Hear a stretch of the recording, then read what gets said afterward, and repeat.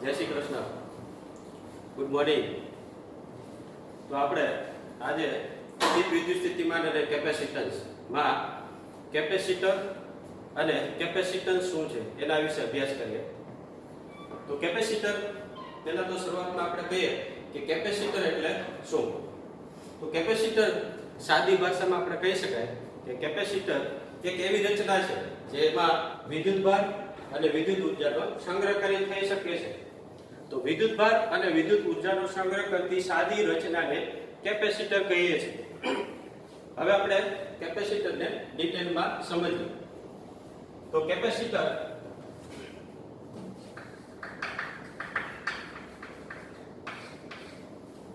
એટલે આપણે કીધું એને આપણે ડિટેલમાં સમજવા માટે કોઈ એક વાહક ગોળો લઈએ જે અલગ કરેલો છે. તો અલગ કરેલો વાહક ગોળો એટલે શું? તો કે આ જે વાહક સ્ટેન્ડ પર આ વાહક ગોળો મૂકવામાં આવે એને અલગ કરેલો વાહક ગોળો કહેવામાં આવે છે. આ અલગ કરેલા વાહક ગોળા પર જ્યારે આપણે વિદ્યુતભાર મૂકતા જઈએ તો વિદ્યુત સ્થિતિમાન પણ વધતું જાય છે અને વિદ્યુત ક્ષેત્ર પણ વધતું જાય છે. હવે આ વિદ્યુતભાર ક્રમશઃ મૂકતા જઈએ તો વિદ્યુત ક્ષેત્ર અને વિદ્યુત સ્થિતિમાન વધતું જાય. વિદ્યુત ક્ષેત્ર પણ વધતું જાય છે અને વિદ્યુત સ્થિતિમાન પણ વધતું જાય છે. એનો મતલબ એવો થયો કે આના પર એટલો બધો વિદ્યુતભાર આપણે મૂકતા જઈએ તો વિદ્યુત ક્ષેત્ર અતિ પ્રબળ બનતું જાય છે. અને આ વિદ્યુત ક્ષેત્ર અતિ પ્રબળ બને તો આ ગોળા પરનો વિદ્યુતભાર પ્રબળ વિદ્યુત ક્ષેત્રને કારણે ગોળા પરથી લિફ્ટ થઈ અને હવામાં આવશે અને આ હવાના કણ સાથે આ વિદ્યુતભાર આયનીકરણ કરશે. હવે આયનીકરણ એટલે શું? તો કે આયનીકરણ એટલે પરમાણુમાંથી ઇલેક્ટ્રોનનું દૂર થવું. પરમાણુમાંથી ઇલેક્ટ્રોનનું દૂર થવું જેને આયનીકરણ કહેવાય. એટલે અહીંનો ગોળા પરનો જે વિદ્યુતભાર લીક થઈ એટલે કે છટકી અને હવામાં આવે છે અને હવાના કણનું આયનીકરણ કરે છે. એનો મતલબ એવો થયો કે જ્યારે હવાના કણનું આયનીકરણ થાય ત્યારે હવા પોતાની અવાહકતાનો ગુણધર્મ ખોઈ બેસે છે. આ આખી ઘટનાને ડાઇલેક્ટ્રિક બ્રેકડાઉન કહે છે. તો ડાઇલેક્ટ્રિક બ્રેકડાઉન અથવા એનું બીજું નામ છે કોરોના ડિસ્ચાર્જ.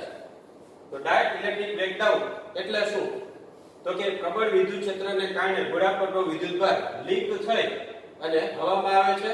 હવાના કણ સાથે આયનીકરણ કરે છે અને હવા પોતાની અવાહકતાનું ગુણધર્મ ખોઈ બેસે છે. આ આખી ઘટનાને ડાઇલેક્ટ્રિક બ્રેકડાઉન અથવા કોરોના ડિસ્ચાર્જ કહે છે. તો હવે આપણે સમજીએ કે આખી ઘટના દરમિયાન જ્યારે આપણે વિદ્યુતભાર મૂકતા ગયા ક્રમશઃ એ દરમિયાન શું થતું ગયું? તો કે જ્યારે વિદ્યુતભાર મૂકતા જઈએ તો સાથે સાથે વિદ્યુત સ્થિતિમાન પણ વધતું જાય છે. તો વિદ્યુતભાર મૂકતા જઈએ એમ વિદ્યુત સ્થિતિમાન પણ વધતું જાય છે. એનો મતલબ એવો થયો કે આખી ઘટના દરમિયાન Q/V નો ગુણોત્તર અચળ હોય છે. તો આપણે વિચારીએ કે Q/V નો ગુણોત્તર અચળ. આ Q/V નો ગુણોત્તર અચળ શા માટે હોય એ પણ આપણે સમજશું. પરંતુ Q/V નો ગુણોત્તર જે અચળ હોય છે એને આપણે નામ આપશું C. તો C એટલે શું? C એટલે કેપેસિટન્સ. આ ગોળાનું કેપેસિટન્સ. તો ગોળા પર જ્યારે વિદ્યુતભાર મૂકતા જઈએ છે તો વિદ્યુત સ્થિતિમાન પણ સાથે સાથે વધતું જાય છે. એટલે Q/V નો ગુણોત્તર અચળ હોય છે જેને ગોળાનું કેપેસિટન્સ કહે છે.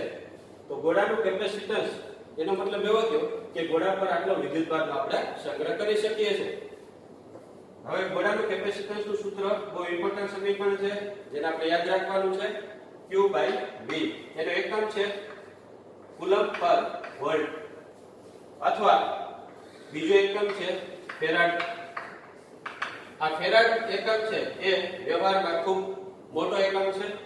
પરંતુ આપણે જ્યારે પણ ઉપયોગ કરશું ત્યારે માઇક્રોફેરાડ, નેનોફેરાડ, પાઇકોફેરાડ આ બધા સૂક્ષ્મ જે ફેરાડ છે એનો ઉપયોગ કરશું. ફેરાડ છે વ્યવહારમાં મોટો એકમ હોવાથી આપણે માઇક્રોફેરાડ, નેનોફેરાડ અને પાઇકોફેરાડ એનો ઉપયોગ કરશું. હવે આનું પારિમાણિક સૂત્ર તમને આવડે. પહેલા Q નું મૂકવાનું, પછી વિદ્યુત સ્થિતિમાન. આ વિદ્યુતભાર છે, આ વિદ્યુત સ્થિતિમાન છે. જ્યારે આ બંનેના પારિમાણિક સૂત્ર મૂકશો એટલે તમને કેપેસિટન્સનું પારિમાણિક સૂત્ર મળશે. હવે આપણે જોઈએ કે Q/V નો ગુણોત્તર અચળ કેવી રીતે રહે એ આપણે સમજીએ. ફોર એક્ઝામ્પલ આ ગોળાને આપણે વાહક ગોળાને અહીંયા વિચારીએ.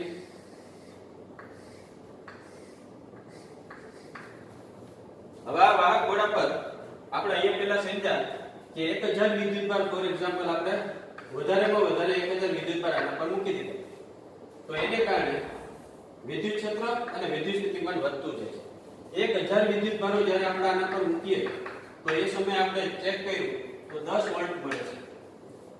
મહત્તમ વિદ્યુત સ્થિતિમાન કેટલું મળે છે? 10 વોલ્ટ. હવે આના પર એક પણ વિદ્યુતભાર આપણે મૂકશું ગોળા પર, એટલે આ 1000 વિદ્યુતભાર છે અને આપણે એક વિદ્યુતભાર મૂકીએ તો 1001 વિદ્યુતભાર થાય. તો હવે વધારાનો જે વિદ્યુતભાર માનો કે આના પર આપણે મૂકી દઈએ તો આ વિદ્યુતભાર હવે આના પર રહેતો નથી. શા માટે? ઓલરેડી પ્રબળ વિદ્યુત ક્ષેત્ર છે, પ્રબળ વિદ્યુત સ્થિતિમાન છે. વિદ્યુત સ્થિતિમાનની લિમિટ કેટલી આવી ગઈ? 10 વોલ્ટ. આના કરતાં થોડું પણ વિદ્યુત સ્થિતિમાન વધશે એટલે કે વિદ્યુત ક્ષેત્ર વધશે એટલે આના પર જે મૂકેલો વિદ્યુતભાર ગોળા પરથી લીક થઈ અને ક્યાં આવશે? હવામાં. અને હવાના કણોનું શું કરશે? આયનીકરણ કરશે. એટલે આ ઘટનાને આપણે કીધું હતું ડાયલેક્ટ્રિક બ્રેકડાઉન. તો ડાયલેક્ટ્રિક બ્રેકડાઉન સ્ટાર્ટ થઈ જશે. એનો મતલબ એવો થયો કે ગોળા પર આપણે વધારેમાં વધારે વિદ્યુતભાર કેટલો સંગ્રહ કરી શકીએ? 1000. 1000 કરતા એક વિદ્યુતભાર આપણે ઉપર મૂકશું તો વિદ્યુત ક્ષેત્ર પ્રબળ બની જશે અને ગોળા પરનો વિદ્યુતભાર લીક થઈ અને હવામાં આવશે. તો એનો મતલબ એવો થયો કે આ ગોળા પર વિદ્યુતભાર સંગ્રહ કરવાની ક્ષમતા કેટલી થઈ? 1000 વિદ્યુતભાર.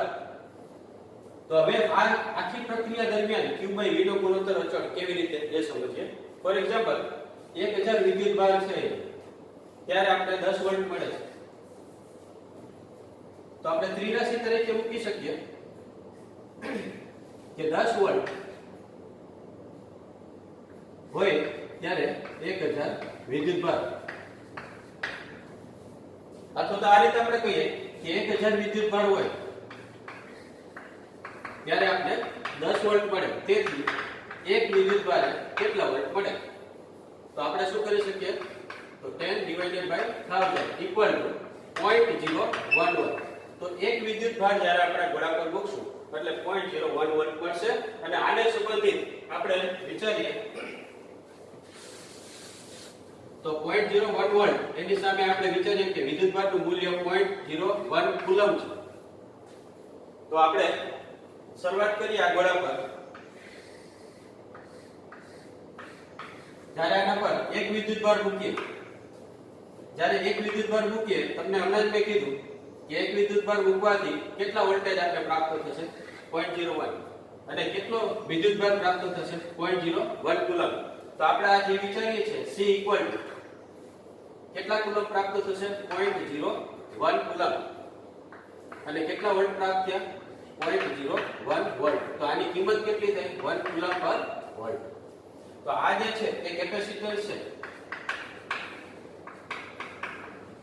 હવે આપણે આના પર બીજો વિદ્યુતભાર મૂક્યો. આખી ઘટના સમજીએ. પહેલો વિદ્યુતભાર મૂક્યો, C ની કિંમત 1 કુલમ પર વોલ્ટ પડી, આ પહેલી.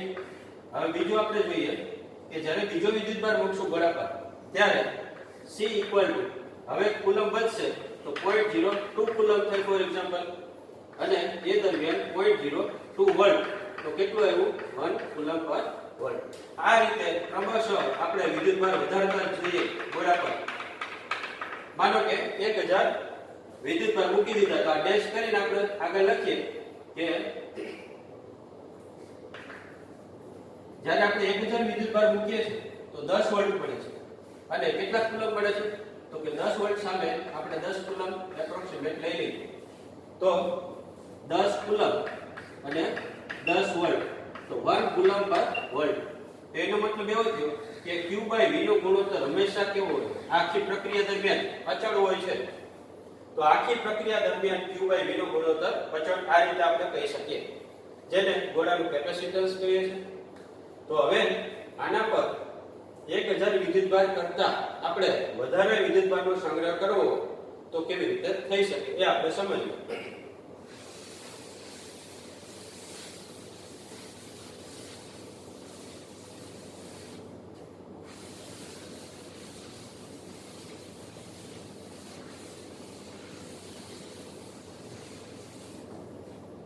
તો આના માટે આપણે આ જે રીતે આ એક વાહક ગોળો છે, એવો એક આપણે બીજો અહીંયા નજીકમાં વાહક ગોળો લઈએ, જે પણ અલગ કરેલો વાહક ગોળો છે, જે વિદ્યુતભાર વિહીન છે. હવે જ્યારે આ ધન વિદ્યુતભારની નજીક આ ગોળો આવશે, તમને ખ્યાલ છે કે આ ગોળો વિદ્યુતની દ્રષ્ટિએ કેવો હોય, તટસ્થ હોય છે. જેટલા ધન વિદ્યુતભાર એટલા જ ઋણ વિદ્યુતભાર. હવે જ્યારે આ ગોળો આની નજીક લઈ આવશું તો અહીંના ધન વિદ્યુતભારને કારણે અહીંના ધન વિદ્યુતભાર અપાકર્ષણ પામીને આ તરફ આવશે, અને અહીંયા કયો વિદ્યુતભાર ખુલ્લો થશે, ઋણ વિદ્યુતભાર. તો હવે અહીંયા વિદ્યુત સ્થિતિમાન કેટલું હતું, 10 વોલ્ટ. પહેલા જ્યારે આ ગોળો નહોતો એ સમયે 1000 વિદ્યુતભાર મુકતા હતા, એ સમયે પરિણામી વિદ્યુત સ્થિતિમાન 10 વોલ્ટ હતું.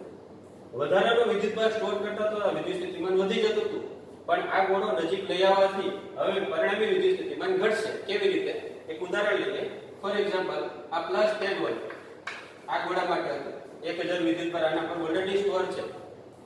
હવે જ્યારે આ ગોળો નજીકમાં લઈ આવીએ છીએ ત્યારે વિદ્યુતભાર પ્રેરણની ઘટનાને કારણે અહીંયા ઋણ વિદ્યુતભાર જોવા મળે છે, આ ધન વિદ્યુતભાર અપાકર્ષણ પામે છે અને અહીંયા આવે છે. હવે માનો કે આ ગોળાને આપણે પૃથ્વીના સાથે ગ્રાઉન્ડ કરી દઈએ, તો પૃથ્વી સાથે વાહકતાથી જોડી દઈએ તો અહીંના ઇલેક્ટ્રોન પૃથ્વી પરના ઇલેક્ટ્રોન આના પર આવી અહીંના વિદ્યુતભારને તટસ્થ કરશે, એટલે કે અહીંયા વિદ્યુતભાર હવે જોવા મળશે નહીં. તો અહીંયા જે આ ગોળો આવ્યો આની નજીક જ્યારે લઈ આવ્યા તો અહીંયા જે ઋણ વિદ્યુતભારને કારણે અમુક ઋણ વિદ્યુત સ્થિતિમાન જોવા મળશે. ફોર એક્ઝામ્પલ, આને કારણે આપણે -1 વોલ્ટ મળે છે. એક ઉદાહરણ તરીકે તો પહેલા કેટલા હતા, 10 વોલ્ટ, હવે કેટલા આવ્યા, -1 વોલ્ટ. તો પરિણામી વિદ્યુત સ્થિતિમાન કેટલું થયું, +10 -1 વોલ્ટ. તો ટોટલ +9 વોલ્ટ.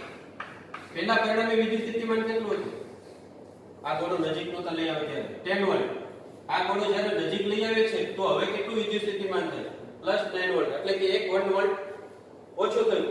હવે વિદ્યુત સ્થિતિમાન 1 વોલ્ટ ઓછું થયું તો વધારાનો વિદ્યુતભાર આને પર સંગ્રહ કરી શકીએ. શા માટે? કારણ કે વિદ્યુતભાર મુકતા વિદ્યુત સ્થિતિમાન વધે, પણ વધે ક્યાં સુધી, 10 વોલ્ટ સુધી કઈ પ્રોબ્લેમ થતો નથી, કારણ કે એનો વિદ્યુતભાર 10 વોલ્ટ સુધી ગોળા પરથી લીક થતો નથી. એનો મતલબ એવો થયો કે આમાંથી આપણે +1 વોલ્ટ વધે છે, +1 વોલ્ટ સુધી આમાં વિદ્યુતભાર આપણે મુકતા જઈએ ત્યાં સુધી ગોળા પરનો વિદ્યુતભાર લીક થતો નથી. તો +1 વોલ્ટ સુધી જ્યારે આપણે આના પર કેટલા વિદ્યુતભાર એટલું મૂકીએ કે જેથી +1 વોલ્ટ સુધી આપણે વધારી શકીએ, તો ત્રિરાશિ મૂકી શકીએ. ફોર એક્ઝામ્પલ, 10 વોલ્ટ વિદ્યુત સ્થિતિમાન હતું ત્યારે 1000 વિદ્યુતભાર આપણે મૂકી શકતા હતા ગોળા પર. તેથી 1 વોલ્ટે કેટલા વિદ્યુતભાર મૂકી શકીએ, તો 100 વિદ્યુતભાર મૂકી શકીએ, કારણ કે 1000 / 10 100 વિદ્યુતભારો આ ગોળા પર વધારાના મૂકી શકીએ આપણે. પહેલા કેટલા હતા, 100.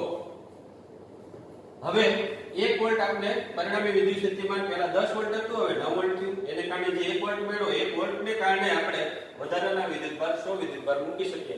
એટલે પહેલા 1000 વિદ્યુતભાર મૂકી શકતા હતા ગોળા પર, હવે આપણે 1100 વિદ્યુતભાર મૂકી શકીએ. તો એનો મતલબ એવો થયો કે આ ગોળાની વિદ્યુતભાર સંગ્રહ કરવાની ક્ષમતા વધી ગઈ. કેને કારણે? કે આ ગોળો જ્યારે નજીક લઈ આવે છે ત્યારે વિદ્યુત પ્રેરણની ઘટના થાય છે, અને કારણે પરિણામી વિદ્યુત સ્થિતિમાન ઘટે છે, એને કારણે પરિણામી વિદ્યુત ક્ષેત્ર પણ ઘટે છે. અને ખાસ તો પરિણામી વિદ્યુત ક્ષેત્ર અને પરિણામી વિદ્યુત સ્થિતિમાન ઘટે એટલે ડાયલેક્ટ્રિક બ્રેકડાઉન અટકી જાય છે, એટલે કે વિદ્યુતભાર ગોળા પરથી લીક થવાનું બંધ થાય છે. આ રીતે ગોળા પર વિદ્યુતભારની કેપેસિટી, વિદ્યુતભાર સંગ્રહ કરવાની કેપેસિટી આપણે વધારી શકીએ છીએ. તો ગોળાનું કેપેસિટર, ખરેખર કેપેસિટરની વ્યાખ્યા જોઈએ કેવી રીતે વિચારી શકાય, તો એકબીજાથી અલગ કરેલા બે સુવાહકોથી બનતી રચનાને ગોળાનું કેપેસિટર કહે છે. પાછું એક વખત, કેપેસિટર કેને કહેવાય, એકબીજાથી અલગ કરેલા એટલે શું, તો કે આ એકબીજા આઇસોલેટ છે ને, વચ્ચે અવાહક માધ્યમ તરીકે હવા છે, તો એકબીજાથી અલગ કરેલા અને બે સુવાહક, એટલે કે આ સુવાહક ગોળા છે, વાહક ગોળા છે, તો એકબીજાથી અલગ કરેલા બે સુવાહકથી બનતી રચનાને કેપેસિટર કહે છે. તો કેપેસિટરની વ્યાખ્યા આ થઈ. હવે કેપેસિટર એનો આપણે જોયું સમીકરણ C q v નો ગુણોત્તર હંમેશા અચળ હોય છે. તો કેપેસિટર ની સંજ્ઞા શું? તો કેપેસિટર ની સંજ્ઞાને આપણે આ રીતે દર્શાવ્યો છે. આ કેપેસિટર ને સમાંતર પ્લેટ કેપેસિટર કહેવામાં આવે છે. તો પહેલા આપણે આ કેપેસિટર અને એક બીજી સંજ્ઞા એક આ છે. આને ફિક્સ કેપેસિટર કહેવાય અને આને કહેવાય વેરિયેબલ કેપેસિટર. ફિક્સ એટલે નિશ્ચિત કેપેસિટર. આ કેપેસિટરનું મૂલ્ય આપણે બદલી શકાતું નથી. તો આ કેપેસિટન્સનું મૂલ્ય બદલી શકાતું નથી અને આ કેપેસિટન્સનું મૂલ્ય બદલી શકીએ છીએ. એટલે આને નિશ્ચિત કેપેસિટર પણ કહી શકાય ગુજરાતીમાં અને આને ચલિત કેપેસિટર કહી શકાય. તો આની સંજ્ઞા આ છે નિશ્ચિત કેપેસિટર, ચલિત કેપેસિટર. હવે કેપેસિટર છે એમાં ફેરાડ છે એ વ્યવહારમાં મોટો એકમ છે. આપણે ઓલરેડી પહેલા આગળ પણ કહી દીધું, એના માટે નાના એકમો માઇક્રોફેરાડ, નેનોફેરાડ અને પાઇકોફેરાડનો ઉપયોગ થાય છે. તો આ કેપેસિટર ને આપણે ગોળાનું કેપેસિટર કીધું. તો કેપેસિટરની કિંમત કેના પર આધાર રાખે?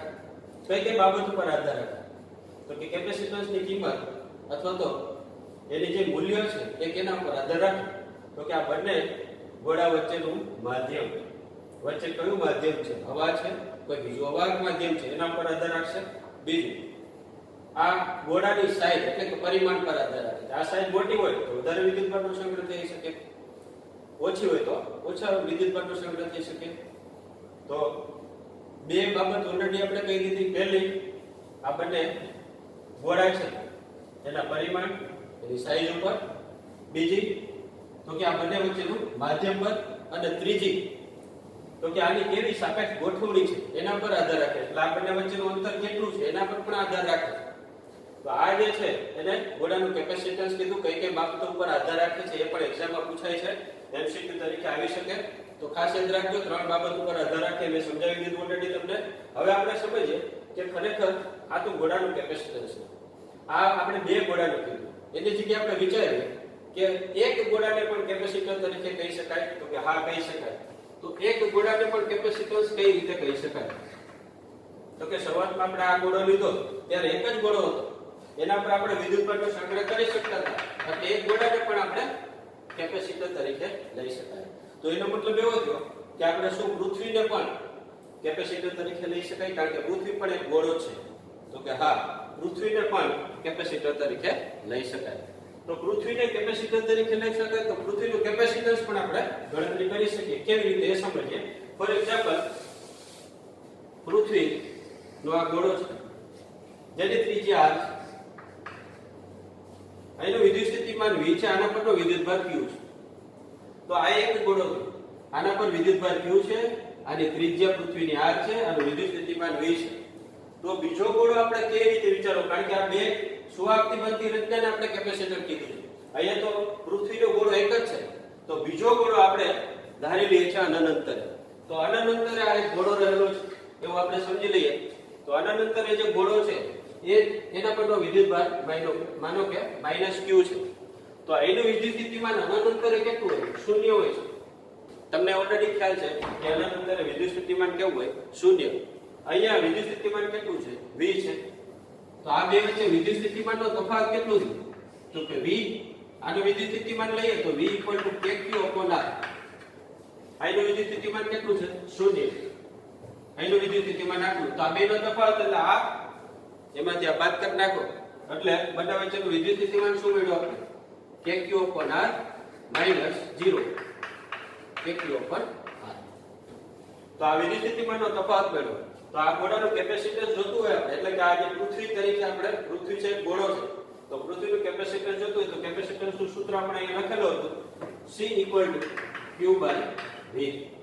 હવે આ વિદ્યુત સ્થિતિમાનનો તફાવત એમ તો શું મળશે?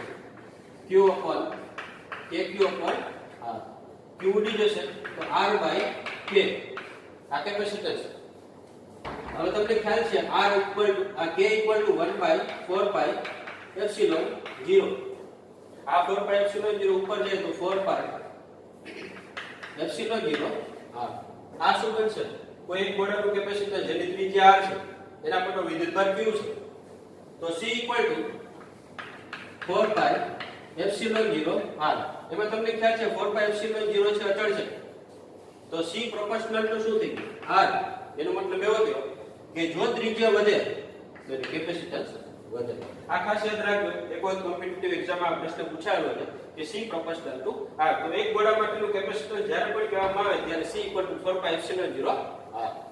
હવે આપણે એમ કીધું હતું કે પૃથ્વીનું કેપેસિટન્સ ગણી શકીએ, તો કેવી રીતે ગણી શકીએ? તો કે પૃથ્વીની ત્રિજ્યા કેટલી લઈએ? પૃથ્વીની ત્રિજ્યા 6400 કિલોમીટર. તો આપણે આ કિંમત મૂકીએ 6400 into 10⁻³ મીટર. અને તમને ખ્યાલ છે કે 1/4 પાઈ એપ્સિલોન 0 k થાય ઇક્વલ ટુ કિંમત શું મૂકી શકે 9 into 10⁹. તો 4 પાઈ એપ્સિલોન 0 ઇક્વલ ટુ 1/9 into 10⁹. આ કિંમત તમે અહીંયા મૂકો, r ની કિંમત મૂકો, તો કેપેસિટન્સ તમને મળશે પૃથ્વીનું ઓલમોસ્ટ ઇક્વલ ટુ 712 માઇક્રોફેરાડ. તમને ખ્યાલ છે પૃથ્વી ઘણી બધી મોટી છે, એનું કેપેસિટન્સ ઘણું બધું નાનું આવ્યું. તો અહીંયા આપણે કેપેસિટન્સ સમજ્યા, અહીંયા આ ટોપિક આપણે પૂરો કરીએ. હવે પછી આપણે રહેશે કે આ ગોળો, એની એક પ્લેટ આપણે વિચારીએ, આ ગોળો ધન વિદ્યુતભારિત ધરાવે છે, એની ધન પ્લેટ આ રીતે વિચારીએ, અને આ ઋણ વિદ્યુતભારિત ધરાવે છે, એની ઋણ પ્લેટ આ વિચારીએ. તો આ ધન પ્લેટ અને આ ઋણ પ્લેટ, આ બંને વચ્ચેનું અંતર d લઈ લઈએ, બંને વચ્ચે વિદ્યુત સ્થિતિમાનનો તફાવત v લઈ લઈએ, બંને વચ્ચે હવા કે શૂન્યાવકાશ છે, તો આને સમાંતર પ્લેટ કેપેસિટર કહેવાય. આ ગોળાને આપણે કેમાં કન્વર્ટ કરીએ? ધન પ્લેટ તરીકે. આ ગોળાને ઋણ પ્લેટ તરીકે. બંને વચ્ચે અંતર કેટલું? d લીધું, બંને વચ્ચે વિદ્યુત સ્થિતિમાનનો તફાવત v છે, તો આ જે છે એ સમાંતર પ્લેટ કેપેસિટર કહેવાય. આ એક બીજી સમાંતર પ્લેટ કેપેસિટર. સમાંતર પ્લેટ કેપેસિટરનું કેપેસિટન્સ કેટલું થાય? C epsilon 0 a/d. જે આપણે તારવવાના છે આગળના લેક્ચરમાં. એપ્સિલોન 0 હવા કે શૂન્યાવકાશની પરમિટિવિટી, a પ્લેટનું ક્ષેત્રફળ, d બે પ્લેટ વચ્ચેનું અંતર. તો આગળ આપણે તારવશું. અહીંયા આપણે આ લેક્ચર પૂરું કરીએ. Thank you.